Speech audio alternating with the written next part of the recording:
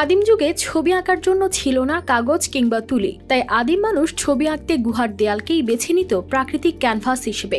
মাটি কিংবা কয়লা দিয়ে তারা আঁকত নিজেদের গল্প, শিকারের দৃশ্য আর দৈনন্দিন জীবনের নানা চিহ্ন। তবে আধুনিক শিল্পীদের কাছে কাগজ, ক্যানভাস এমনকি ডিজিটাল স্ক্রিন থাকতেও একদল আধুনিক শিল্পীরা ছবি আঁকছেন গুহার দেয়ালে, আর তাই হয়ে উঠছে নান্দনিক চিত্রকর্ম।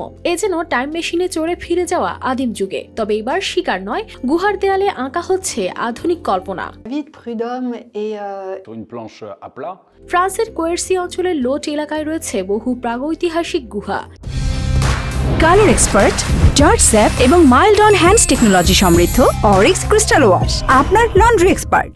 যেখানে হাজার বছরের পুরনো শিল্পকর্মের চিহ্ন ছড়িয়ে আছে, এবার সেই একই পথে হাঁটছেন একদল কমিক শিল্পী। ক্যানভাস, কাগজ কিংবা ডিজিটাল স্ক্রিন বাদ দিয়ে তারা বেছে নিয়েছেন গুহার দেয়াল, যেখানে আলো অন্ধকারের খেলা নতুন এক রূপ নিচ্ছে। তাদের আঁকা ছবিগুলো আধুনিক, কিন্তু আঁকার ধরন পুরনো দিনের মতোই। কেউ তুলির ছোঁয়ায় ফুটিয়ে তুলছেন রহস্যময় চরিত্র, কেউ দেয়ালে কল্পনার গল্প সাজাচ্ছেন। লাল, কালো ও ওজার রঙে আঁকা প্রতিটি রেখা যেন অতীত আর বর্তমানকে একসঙ্গে বেঁধে রাখছে।